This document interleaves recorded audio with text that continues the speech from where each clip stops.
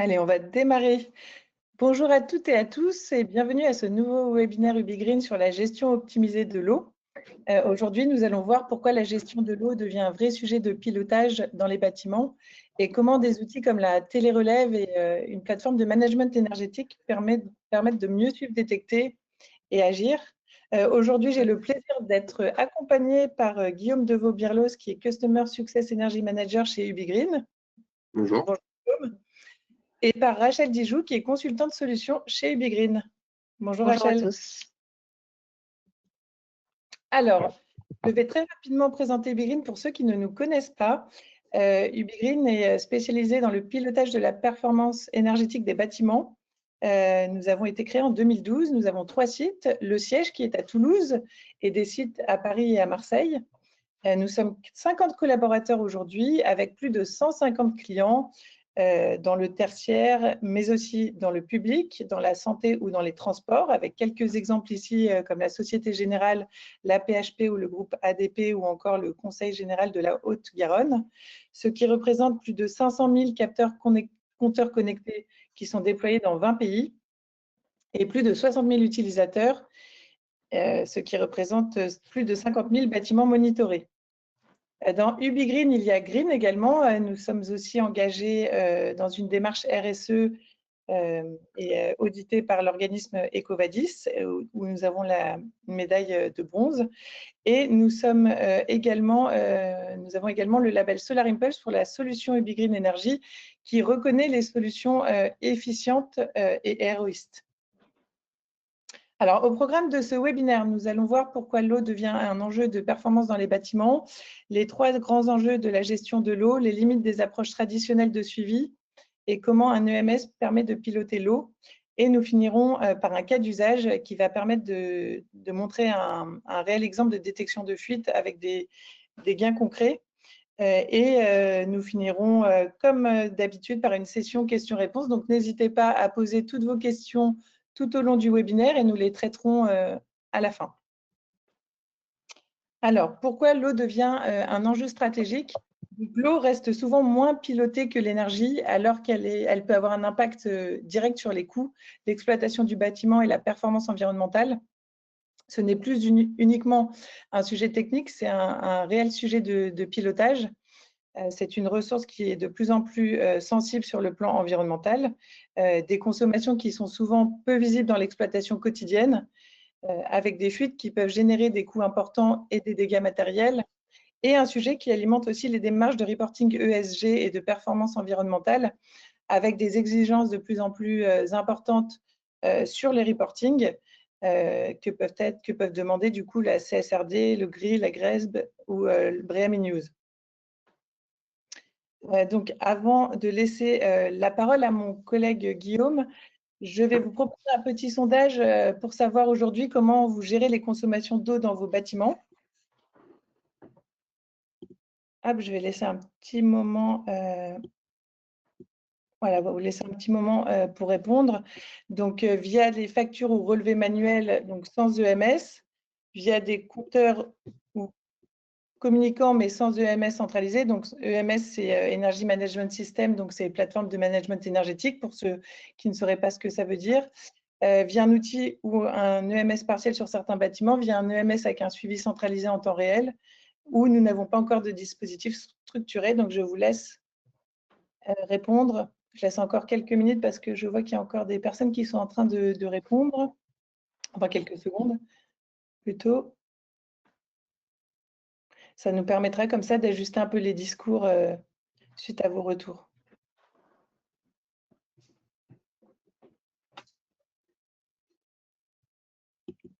Hop, et je vais vous partager les résultats.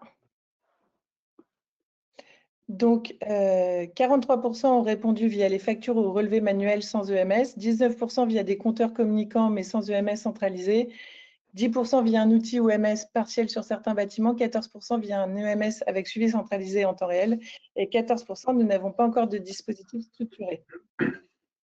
Hop, donc du coup, comme ça, c'est vrai que c'est intéressant pour nous après pour bien ajuster les discours et je vais laisser du coup la parole à mon collègue Guillaume qui va vous Très bien, présenter merci. les approches Merci traditionnelles. Charlotte pour cette introduction. Moi, je vais commencer par vous parler un petit peu des limites des approches traditionnelles quant au suivi d'eau. Donc, qu'est-ce qu'on va appeler approche traditionnelle? Dans un premier temps, il va y avoir évidemment les factures. Donc, ces factures, elles vont être reçues à intervalles de temps réguliers. En général, c'est tous les trimestres, semestres pour l'eau. Dans le meilleur des cas, on peut avoir du coup tous les 2 mois, donc bimensuel. Et la relève manuelle, qui elle aussi, du coup, un petit peu plus de précision que les factures, mais qui est en général avec un pas de temps par mois. Donc, pourquoi on dit que ces deux approches vont être assez limitantes quant au pilotage des consommations d'eau?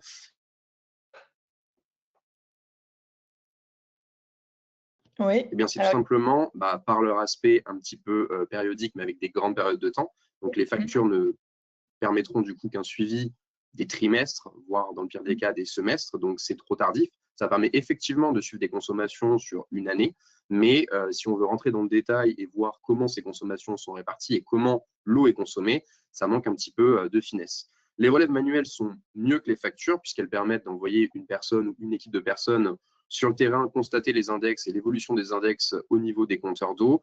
Cependant, même si elles sont plus fines et plus précises que ces factures, on va se retrouver confronté à un problème qui est le suivant, c'est que on ne peut pas envoyer toutes les semaines, tous les jours, du coup, du personnel sur site pour relever les compteurs et avoir une meilleure finesse, du coup, au niveau des consommations d'eau. Donc, de par cette comment dirais-je, difficulté à avoir une finesse sur la donnée de consommation d'eau, il va être très difficile d'évaluer les surconsommations. On peut avoir du coup une estimation de ces surconsommations si on observe les consommations par trimestre sur une année, mais pour les localiser plus précisément, savoir à quel moment elles interviennent, c'est relativement compliqué.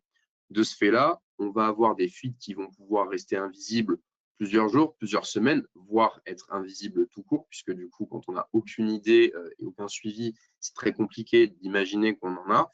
Et de ce fait-là, on va avoir aussi un contrôle budgétaire relativement limité, même si on a un suivi via les factures. Donc, comme c'est écrit ici, pour le coup, avec un suivi a posteriori, on constate, c'est déjà un très bon début. Du coup, l'idée est de savoir combien on consomme, d'où on part en fait pour aller imaginer où est-ce qu'on peut aller en termes d'économie sur la ressource, mais avec un suivi instrumenté, on pilote. Ça va me permettre donc d'arriver au niveau des 3 grands enjeux qui concernent la gestion de l'eau. Ces 3 grands enjeux vont être les suivants. On va avoir le suivi des consommations, puis la détection des fuites et enfin le contrôle des factures. Au niveau du suivi des consommations, l'objectif, c'est vraiment de comprendre comment je consomme l'eau, à quel moment, quels sont mes profils hebdomadaires, mes profils journaliers, et de ce fait-là, je vais pouvoir aussi mieux comprendre les usages.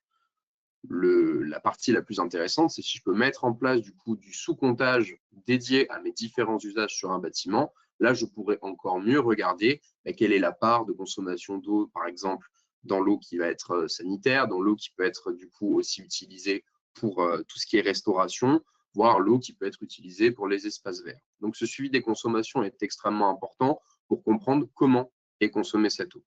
Et il a aussi un autre avantage, c'est qu'il permet du coup de faire une surveillance des budgets, mais aussi du coup d'assurer les reportings réglementaires qui peuvent concerner certains d'entre vous dans le temps et les comparer d'une année sur l'autre. Donc, une fois que ce suivi des consommations est fait et qu'il est bien alimenté, on va pouvoir, au fur et à mesure du temps, commencer à détecter ce qu'on appelle des anomalies de consommation ou des fuites. Donc, l'avantage donc, quand on suit bien, quand on suit de façon assidue les consommations d'eau, c'est qu'on va pouvoir repérer rapidement ces anomalies. Et quel est l'intérêt de les repérer rapidement, outre le fait que du coup, ça permet de limiter l'impact économique que ça peut avoir, puisque les fuites, c'est de l'eau que vous ne consommez pas, en fait, au final, hein, eh bien, ça va être aussi de limiter les dégâts sur les bâtiments. Je m'explique, quand il y a une fuite d'eau sur un bâtiment, on a tous eu parfois des dégâts des eaux chez nous, et bien effectivement, l'eau dans un bâtiment, ça peut provoquer des dégâts au niveau de la structure, mais également au niveau de tout ce qui va toucher les systèmes électriques, etc., etc. Donc, cette détection des fuites, elle va avoir un double intérêt. Un intérêt d'un point de vue économique pour éviter de trop dépenser de l'eau que je ne consommerai, enfin que je n'utiliserai pas, mais aussi d'un point de vue structurel pour l'aspect sécurité et durée de vie du bâtiment. Le dernier aspect qui est extrêmement important au niveau de la gestion de l'eau, ça va être le contrôle des factures. L'avantage, quand on a plusieurs façons de relever la donnée de consommation d'eau, donc des données qui peuvent être mesurées via télérelève, manuel ou facturées, c'est que je vais pouvoir confronter ce que je consomme réellement, donc ce qui est mesuré, donc ça inclut aussi la partie relève manuelle, puisque c'est des index sur terrain, et la partie facturée. De ce fait-là, je vais savoir au plus juste si je suis actuellement du coup facturé réellement par rapport à ce que je consomme ou au contraire un petit peu en dessous ou un petit peu au-dessus. Cet objectif, ça va permettre d'identifier les écarts et de savoir du coup à quoi je peux m'attendre, discuter aussi avec mon fournisseur s'il y a de la surfacturation ou du coup m'attendre à avoir certains avoirs à certaines périodes. Et tout ça mis à bout, ça permet au final de fiabiliser les dépenses qu'on peut avoir du coup quant aux consommations d'eau sur un parc de bâtiments. Mm. Donc maintenant, je vais un petit peu, donc une fois après avoir présenté donc tout ce qui va être limite des méthodes traditionnelles, un peu les enjeux, je vais vous parler du coup de l'EMS, donc l'Energy Management System, et comment cet outil-là permet de transformer la donnée d'eau en outil de pilotage. Donc, il faut savoir qu'un EMS va avoir 4 grands avantages qui sont énumérés ici, à savoir centraliser les données de consommation, surveiller ces données de consommation, détecter de potentielles dérives et contrôler du coup tout ce qui va être aspect facturation budgétaire. Donc, un EMS permet tout d'abord, comme c'est écrit, donc de centraliser. En effet, suivre un bâtiment du coup quand il y a une personne dédiée, c'est quelque chose de relativement accessible, faisable. Par contre, du coup, si on se retrouve à charge d'un périmètre qui est composé d'énormément de bâtiments, du coup, tout de suite, ça va devenir beaucoup plus chronophage d'aller récupérer les informations, d'aller envoyer les mainteneurs sur le terrain pour récupérer la donnée et de tout centraliser. Donc, la première force d'un EMS, c'est qu'il permet de centraliser toutes les consommations, donc que ce soit des données énergétiques comme l'électricité et le gaz, mais aussi des données d'eau. Donc, toutes ces données vont être centralisées sur la plateforme. Donc, une fois que ces données sont centralisées, eh bien, ça va faciliter leur surveillance. Je vais pouvoir effectuer un suivi des consommations sur l'ensemble de mes sites ou une partie d'entre eux, ou voire même ramener tout ça au niveau des bâtiments. Je vais même pouvoir mettre en place des indicateurs de performance, les fameux mètres cubes par surface plancher ou par surface occupée, si jamais du coup il s'agit d'un patrimoine avec des espaces plutôt utilisés et des espaces qui sont des parties communes. C'est aussi un paramètre important. Et autre chose, c'est qu'un EMS permet de comparer, d'utiliser, de mettre en place des indicateurs, par exemple, d'activité ou d'occupation. Je peux ramener du coup la consommation d'eau au nombre de personnes qui occupent le bâtiment si, par exemple, je dispose d'un système de badge. Et ça, c'est extrêmement important pour pouvoir simuler des consommations en cas de période d'activité importante, tout ce genre de choses. Donc, toutes ces informations-là sont extrêmement importantes. Et une fois que ce suivi est mis en place, tous ces indicateurs, on va pouvoir commencer à essayer de détecter des anomalies de consommation, des fuites, donc tout ce qui va être dérive ou consommation anormale. Effectivement, un EMS va permettre de mettre en place, du coup, sur des compteurs, sur des ensembles de compteurs, sur des bâtiments, voire même sur des parcs, de mettre en place des alertes qui vont pouvoir informer les utilisateurs d'une anomalie de consommation ou de quelque chose qui pourrait du coup s'apparenter à une fuite.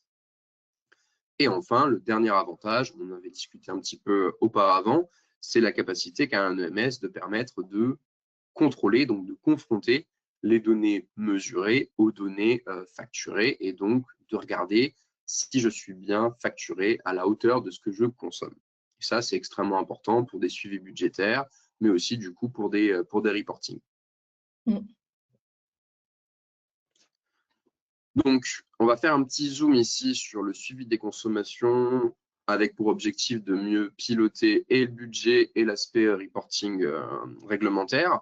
Donc ici, vous voyez donc sur la droite de la slide des présentations du coup d'analyses qui permettent de montrer du coup les consommations d'eau et comment on peut les afficher. On a une analyse du coup qui est un suivi des consommations d'eau au fur et à mesure des mois. On peut aussi mettre en place des indicateurs qui indiquent du coup sur une année glissante, sur un mois glissant, voire même du coup sur différentes périodes qui sont paramétrables, combien j'ai consommé d'eau. Ça permet du coup d'avoir l'information accessible rapidement.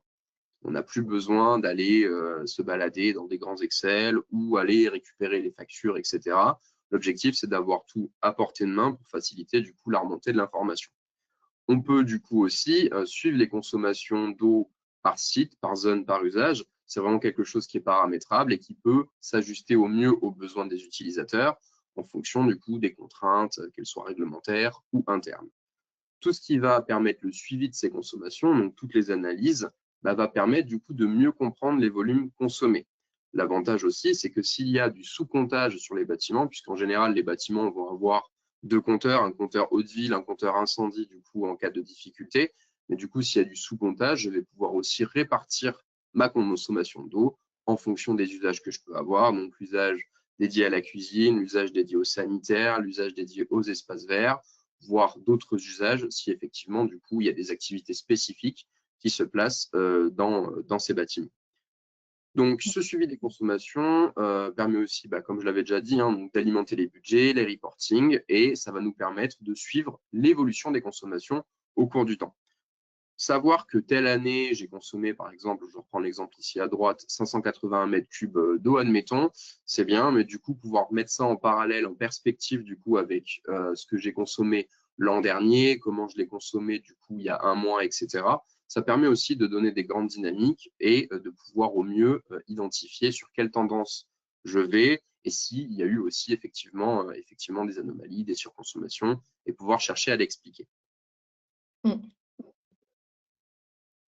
Là, vous avez à l'écran du coup une autre analyse. Celle-ci, du coup, fait le choix de prendre et d'identifier les consommations d'eau en fonction des périodes d'activité et d'inactivité. Ça, c'est aussi quelque chose qui est paramétrable dans notre ESM, c'est-à-dire que je peux regarder comment l'eau est consommée en fonction des heures de bureau classique, on va dire, d'activité, ou des heures où il n'y a personne. Là, vous pouvez voir, du coup, à la date du 13 janvier 2026 ici, qu'effectivement, du coup, il y a quand même eu un pic de consommation générale au niveau de l'eau. Donc, on est monté à plus de 25 mètres cubes en inactivité, mais on a aussi, du coup, une grosse consommation d'eau dans une période d'inactivité. Donc là, ça peut signifier que soit il y avait encore du monde du coup dans ces bâtiments à cette heure-là, soit il y a par exemple différents systèmes qui ont été oubliés, ou soit effectivement, j'ai bien une fuite à un niveau du bâtiment et c'est quelque chose qui est assez facilement remarquable.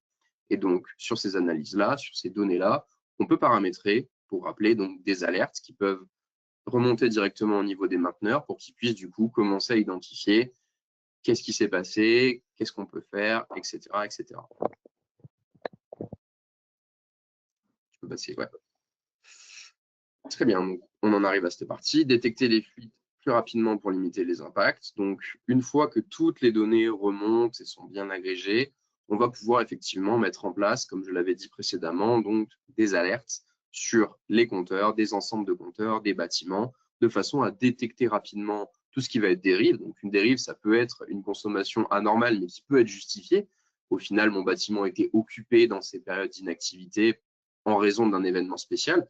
Donc, dans ces cas-là, c'est normal, c'est cohérent avec l'usage du bâtiment. Mais par contre, parfois, ce ne sera pas forcément le cas. Et donc, du coup, je vais pouvoir avoir cette information qui me remonte et j'aurai gagné du temps par rapport à une approche classique de surveillance facture ou de relève manuelle qui aurait pu avoir lieu, du coup, le jour d'après.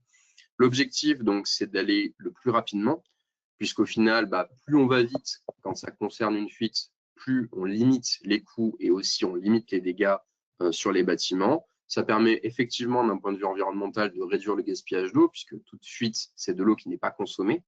Et bien sûr, ça sécurise l'exploitation du bâtiment, puisque les fuites peuvent causer, en plus de dégâts sur les bâtiments, leur fermeture, du coup, quand ça a impacté pas mal de zones.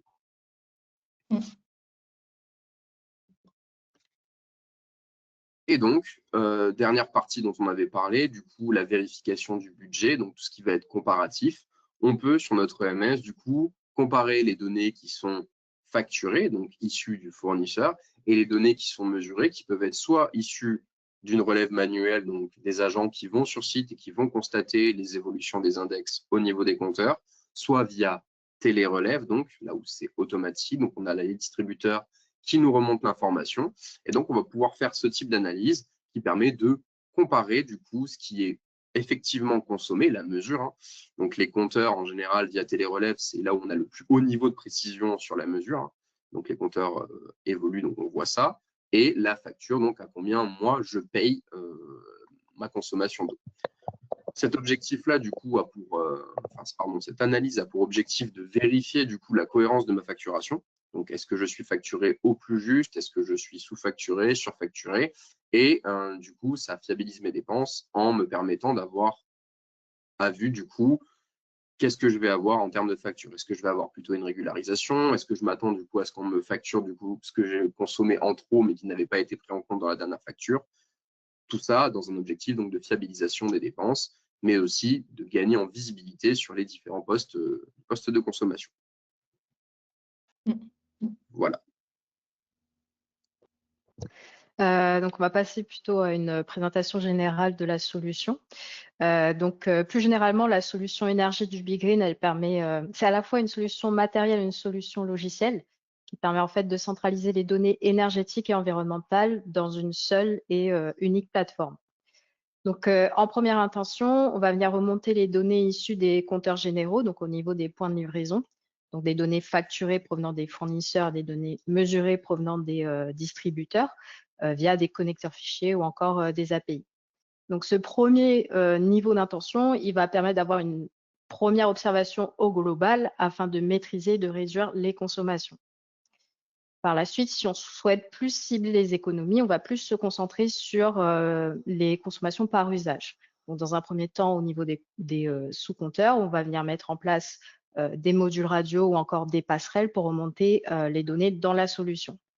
Lorsqu'il y a une GTB, on va pouvoir soit venir se connecter au niveau de la supervision centralisée de la GTB et remonter les données dans la plateforme, ou bien on peut également mettre en place un autre type de passerelle qui vient se connecter au réseau IP de la GTB pour remonter les données qui nous intéressent dans la solution. Lorsqu'on a toutes ces données de consommation qui sont remontées dans la solution, on va pouvoir les enrichir. Donc, avec des données d'activité, donc par exemple, période d'activité, période d'inactivité, semaine, week-end, vacances scolaires, etc. Mais c'est aussi le type d'activité exercée dans le bâtiment, qui est une donnée importante, notamment dans le cadre du décret tertiaire pour le calcul des objectifs en valeur absolue. Donc, c'est important de pouvoir la renseigner. On va pouvoir également enrichir les données de consommation avec des données techniques. Donc, ça concerne l'enveloppe du bâtiment, donc la structure, l'isolation, les équipements techniques qui sont en place, donc par exemple les équipements thermiques. Donc, ce travail, il est intéressant, si ce n'est pas déjà fait ailleurs, d'avoir en fait un endroit où tout est référencé, tout ce qu'il y a en place dans le bâtiment. Et enfin, on va prendre en compte les données météo afin de normaliser les valeurs pour pouvoir les comparer entre elles. Donc concrètement, venir annuler l'effet climatique, donc par exemple un hiver plus froid ou un été plus chaud, pour pouvoir comparer un bâtiment d'une période à l'autre ou encore d'un territoire à l'autre. Donc lorsqu'on a toutes ces données qui sont dans la plateforme, on va pouvoir les analyser via divers tableaux de bord. On va pouvoir les mettre sous contrôle, comme on l'a évoqué juste avant, avec la mise en place d'alarmes de dépassement de seuil. On peut générer divers rapports sous différents formats. On va pouvoir réduire les dépenses, notamment avec l'optimisation, par exemple, de la puissance souscrite. Et enfin, on va pouvoir anticiper avec le suivi des objectifs, notamment dans le cadre du décret tertiaire, et agir en conséquence de ce qu'on peut observer sur les tableaux de bord. Donc, juste après, on a quelques exemples d'analyse et de tableaux de bord qui sont donc issus de la solution. Donc, comme on a évoqué précédemment, on remonte des flux de données facturés. Donc, on va retrouver dans la solution toutes les factures, les consommations associées, toutes les composantes en fait qu'on retrouve dans la facture, elles y sont dans la solution.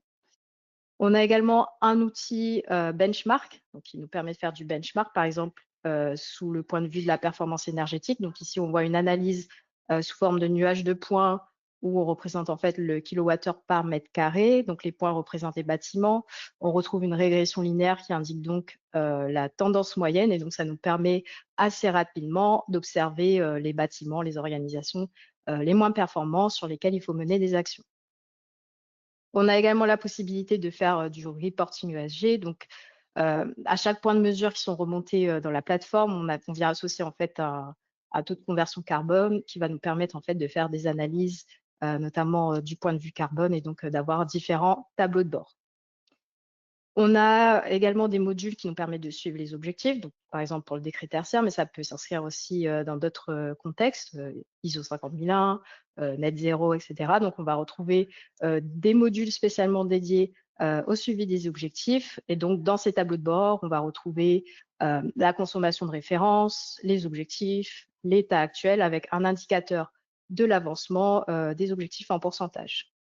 Associé à ces modules-là, on retrouve également un module de suivi des actions qui sont mis en place pour atteindre ces différents objectifs. On a également d'autres, juste après, d'autres possibilités au sein de la solution. On peut observer les consommations avec d'autres facteurs d'influence. Par exemple, on peut mettre sur un même graphique les consommations de gaz et, par exemple, la température extérieure et de montrer que, par exemple, plus il fait froid, plus on va consommer du gaz et donc plus on va utiliser le chauffage. Donc, on peut également mettre en évidence différentes analyses donc de consommation par rapport à d'autres facteurs d'influence. On a également la possibilité de faire des analyses par fluide et par usage, donc vraiment de montrer de façon distincte tout ce qui concerne chaque fluide, donc électricité, gaz, eau, etc., donc par usage également. On a la possibilité de mettre en place des alarmes, comme on l'a évoqué juste avant, donc des alarmes de dépassement de seuil. Les seuils sont soit définis en valeur relative, donc en pourcentage pour montrer des déviations qui sont, par exemple, beaucoup trop importantes, ou soit en valeur absolue, donc si on connaît, par exemple, les différents talons de consommation. Donc, lorsqu'on a un seuil qui est dépassé, on a une notification qui est envoyée à la personne qui a été désignée lors du paramétrage de l'alarme. Et enfin, on a la possibilité de détecter des consommations inutiles. Donc, comme on l'a évoqué précédemment, on vient renseigner les périodes d'activité et d'inactivité. Donc, ça va nous permettre rapidement d'observer, par exemple, en période d'inactivité, des pics de consommation qui sont en fait anormales. Et donc, ça va nous permettre d'agir assez rapidement pour régler ce problème. Donc, voilà, en ce qui concerne les principaux tableaux de bord et analyses de la solution. Merci Rachel. Et je vais vous présenter un cas client particulièrement parlant, celui du conseil départemental de l'Orne qui a engagé une démarche d'amélioration énergétique, donc avec de nombreux enjeux, notamment de nombreux bâtiments publics, dont 31 collèges ainsi que plusieurs bâtiments départementaux. Donc, dans ce cadre, il faisait face à un enjeu majeur, mieux maîtriser ses consommations d'énergie et d'eau, tout en garantissant le bon fonctionnement de ses équipements techniques comme le chauffage, la ventilation ou la climatisation. Et l'élément déclencheur de ce projet a été très concret, donc une électrovanne qui a fui à plein débit en dehors d'un bâtiment sans que personne ne s'en aperçoive, ce qui a généré une facture très importante de 70 000 €. Donc cet incident a mis en évidence une réalité donc simple, sans visibilité précise, il est très difficile d'identifier rapidement les dérives, les fuites ou les dysfonctionnements. Et donc c'est dans ce contexte que dès 2016, le conseil départemental de l'Orne a mis en place un EMS comme UbiGreen avec des objectifs de monitorer les consommations d'énergie avec une attention particulière portée à l'eau dans les 31 collèges. Ensuite, mettre en place des alertes automatiques pour détecter les fuites, les dépassements de seuil ou les anomalies de fonctionnement. L'objectif était aussi de surveiller plus efficacement les équipements techniques afin d'éviter les pertes qui sont invisibles mais coûteuses. Et enfin, le département souhaitait aussi concentrer ses efforts sur les bâtiments les plus énergivores afin de prioriser les actions là où les gains potentiels vont être les plus importants.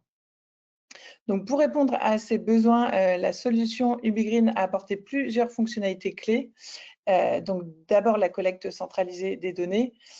Donc, sur les consommations d'eau, d'énergie, de température, les données qui vont être issues aussi des compteurs, des sondes, mais aussi de l'intégration des factures qui sont antérieures pour disposer donc du coup d'un historique.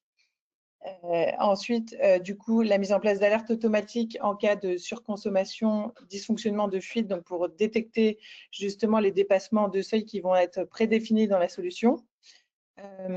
Et aussi des tableaux de bord du coup et des indicateurs de performance qui vont faciliter l'analyse énergétique et budgétaire et ainsi que, donc comme mes collègues en ont déjà aussi parlé, donc de la possibilité de faire des benchmarks et donc de comparer les bâtiments entre eux grâce à des ratios qui vont être adaptés, comme la surface ou le nombre d'usagers. Et donc la solution aussi permet donc d'éditer des rapports, de réaliser des simulations de consommation et d'estimer les économies réalisables selon différents scénarios. Mais du coup, ce qui rend ce cas client particulièrement intéressant, du coup, au sujet au vu de notre webinaire sur l'eau, donc ce sont les résultats du coup concrets, notamment donc du coup sur ce fluide. Au total, entre 2019 et 2021, le conseil départemental de l'Orne a économisé 159 590 € sur l'eau. Donc ce cas illustre la valeur en fait d'un outil de suivi énergétique. Il ne s'agit pas seulement de collecter du coup de la donnée, mais de transformer cette donnée en action concrète et en économie mesurable et du coup mieux maîtriser son patrimoine. Donc en détectant plus vite ses fuites et ses dérives et en pilotant plus finement ses consommations et en priorisant du coup les bâtiments les plus énergivores, le département a pu à la fois du coup réduire ses coûts, sécuriser ses installations et renforcer aussi du coup sa démarche de transition énergétique. Voilà, donc on va passer maintenant à à la session questions-réponses. Donc je vais regarder, traiter les questions. Alors, votre solution permet-elle de détecter les microfuites? Quelle est dans ce cas la sensibilité des compteurs?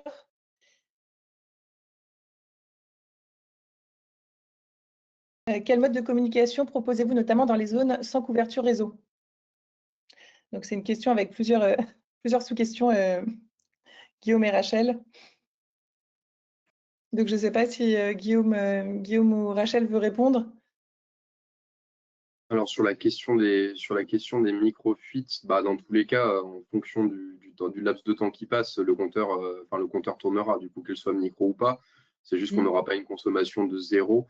Donc sur le principe, oui. C'est juste que pour le coup, elle ne sera peut-être pas détectée aussi rapidement, puisque comme on dit, c'est une micro-fuite.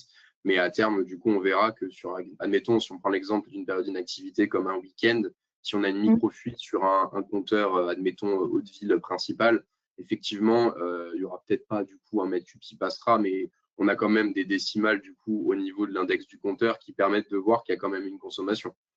Oui. Donc sur ce principe, oui. Après sur la partie plutôt communication et sur des bâtiments qui sont dans des zones un petit peu hors réseau, je laisse peut-être plus Rachel prendre la parole.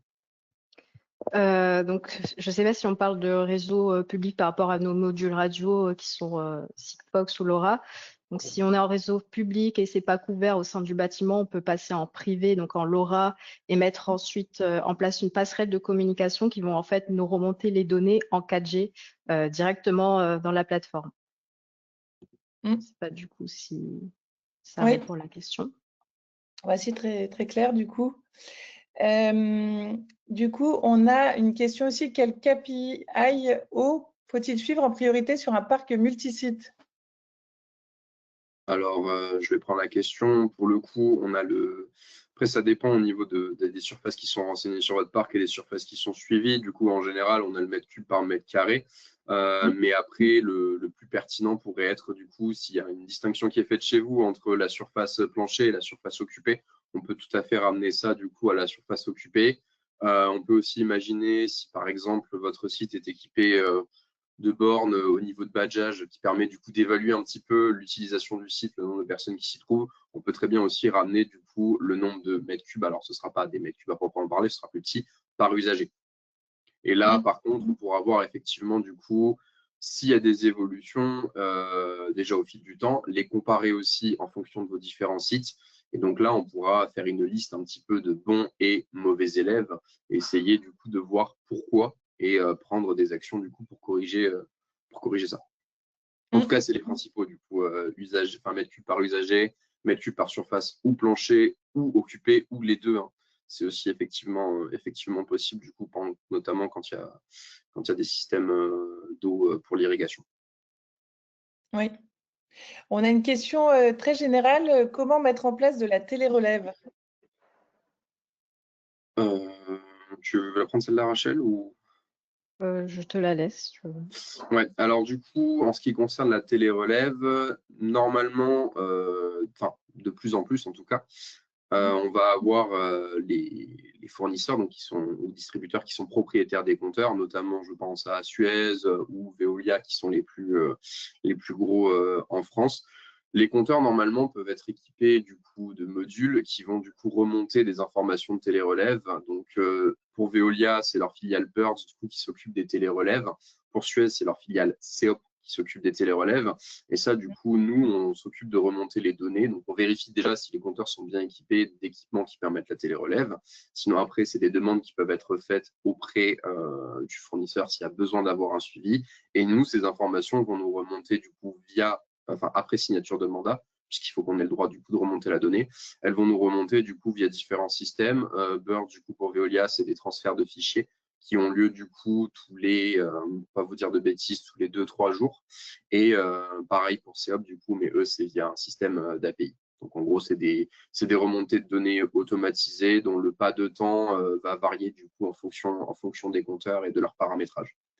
Mais vraiment, c'est relativement simple. La seule chose à voir, c'est si le compteur permet cette télérelève. Donc ça, c'est des informations qui sont relativement faciles à trouver. Mais une fois que c'est le cas et que nous disposons d'un mandat pour récupérer cette donnée, elle remonte concrètement rapidement sur la plateforme. Je ne sais pas si j'ai répondu dans l'ensemble à la question, mais… Oui, moi aussi, ça me paraît très complet. On a une autre question. D'après votre expérience, est-ce que la météo a un impact important sur les consommations d'eau dans les bâtiments? Pour le coup, je ne pourrais pas répondre parce qu'effectivement, ce n'est pas quelque chose qui est en tout cas suivi sur cet impact-là. Après, on peut forcément noter que effectivement en été, on a plus de consommation d'eau. C'est quelque chose qu'on observe parce qu'évidemment, du coup, les usages liés à la consommation d'eau sont plus importants. Mais après, de là à voir si c'est extrêmement significatif sur l'année, je ne pourrais pas me prononcer. En tout cas, c'est pas quelque chose qui… Enfin, j'ai pas encore vu de gens qui suivaient ça avec précision. Mais ça me semblerait pas incohérent en tout cas. Mais à creuser, pour le coup, je pourrais pas vous répondre avec certitude. On a une autre question. Quelle technologie utilisez-vous pour détecter une fuite et comment détecter le type de fuite? Alors, en soi, on détecte qu'il y a une fuite. C'est-à-dire qu'après, ça va être à la charge du coup de la structure de mobiliser quelqu'un pour détecter, pour savoir quel type de fuite c'est et comment la corriger. Nous, on fait remonter l'information d'une consommation anormale qui peut du coup donner cours ensuite à la mobilisation d'un technicien, par exemple, pour aller identifier la nature de la fuite et comment la réparer. C'est pour ça que dès lors qu'on a du sous-comptage qui va nous permettre déjà d'avoir un maillage plus fin au niveau du bâtiment, on va pouvoir déjà plus ou moins diriger, grâce à ces informations, le technicien qui va intervenir pour la détection de fuite. Je pense notamment au cas où on a eu, par exemple, nous, des fuites sur un parc immobilier où il y avait des bassins. Du coup, on savait que ce n'était pas la partie bâtiment qui consommait, enfin, ce n'était pas les fontaines des bâtiments qui consommaient, mais c'était plutôt du coup les fontaines à l'extérieur. Donc déjà, ça a pu orienter un petit peu plus la recherche de fuite. Mais en tout cas, ce n'est pas nous qui allons intervenir pour corriger la fuite. Oui. On a une autre question. Quels sont les principaux usages de consommation d'eau que vous arrivez à identifier dans un bâtiment? Donc, j'imagine les usages les plus fréquents qu'on regroupe, qu'on peut rencontrer du coup. On peut avoir du coup tout ce qui va être l'arrosage, le jardinage. On a les bornes incendie, mais ça, du coup, c'est parce que c'est des compteurs distincts, mais on peut les qualifier via cet usage-là. On peut aussi avoir la partie du coup cuisine, si jamais le bâtiment dispose d'un espace de restauration ou une structure travail, puisqu'il faut rappeler que voilà, les lave-vaisselle aussi sont sujets à beaucoup de fuites sur certains endroits, donc c'est extrêmement pertinent de pouvoir mettre un sous-comptage à utilisation de ces parties-là. C'est ce qui est fait aussi sur le gaz, hein, parce qu'en général, les cuisines peuvent être équipées de compteurs gaz qui leur sont spécifiques. Donc, c'est aussi ce qu'on fait énormément. Et après, on va avoir du coup les sanitaires. Mais l'avantage, c'est que donc ces usages-là peuvent être séparés, peuvent être séparés du coup si sous comptage il y a. Et on peut aussi les séparer en fonction des différents immeubles sur un parc. Donc, voilà. On peut séparer par usage et par bâtiment, du coup, ça permet de cibler plus efficacement. Mais après, du coup, effectivement, si on va dans des zones, dans des structures un peu plus industrielles où il y a des chaînes, effectivement, il y a plus d'usages liés à l'eau. Le refroidissement, on peut penser aussi du coup, au refroidissement, tout ce qui va être data center, etc. On a une question également, comment contrôler la cohérence entre consommation réelle et facturation? Alors, justement, c'était via les analyses qui avaient été illustrées dans la diapositive un petit peu auparavant, c'est qu'on va pouvoir, par exemple, je prends le cas d'un immeuble, mais on peut répéter ce procédé du coup à des plus hauts niveaux sur un parc immobilier ou sur une zone, c'est qu'on va du coup prendre l'information facturée, c'est-à-dire je prends la facture de mon fournisseur sur le compteur X et je vais, si ce compteur du coup est télérelevé, par chance il est télérelevé effectivement, je vais pouvoir confronter les deux séries. Alors effectivement, il va y avoir une petite différence, une petite attention à avoir, c'est que la fréquence de remontée de la donnée de la facture, comme je l'avais dit, elle est trimestrielle, voire semestrielle sur certains compteurs, là où la remontée dite de télérelève, elle va être beaucoup plus fréquente et on va avoir du coup de la donnée beaucoup plus régulièrement. Donc on peut imaginer que je fais une analyse comparative par trimestre quand je reçois ma facture et je peux dire, sur cette analyse, tu me mets du coup la consommation facturée en série 1, la consommation mesurée en série 2 pour le trimestre en cours. Et on va comparer du coup comment ça se répartit. Ou on peut tout à fait imaginer que je fais ça aussi sur une année en la séparant en trimestres, de façon à regarder du coup quand je reçois ma facture, est-ce que j'ai bien consommé autant en mesuré que ce que j'ai été facturé. Après, si on peut s'amuser du coup à faire plein de choses au niveau des analyses, mais c'est une analyse assez classique qu'on retrouve chez beaucoup de nos clients pour justement vérifier la cohérence entre la facturation et la réelle consommation, donc la télérelève, donc les données mesurées qui pour nous sont les plus précises et les plus fiables dont on dispose. Et on a une dernière question, si les données sont envoyées sous 2-3 jours par les fournisseurs, comment garantir une réactivité en cas de fuite? C'est dès que la donnée est arrivée, du coup, elle est processée. C'est-à-dire que nous, l'alarme se met en place, les calculs se font et c'est transmis. En gros, nous, on est dépendant effectivement comment dirais-je, du pas de temps de la remontée, pour le coup. On peut avoir des remontées qui se font au jour, à 6 heures d'intervalle sur certains, donc ça, c'est des équipements spécifiques. Mais après, pour le coup, ça, effectivement, nous, on est tributaire du moment où on nous envoie la donnée. Certains fournisseurs l'envoient beaucoup plus rapidement que d'autres. Et ça peut varier au cours d'une année. Mais dans tous les cas, un délai de 2 jours restera toujours meilleur qu'un délai d'une semaine ou d'un mois. Donc pour le coup, il y a quand même un gain de temps qui est relativement significatif.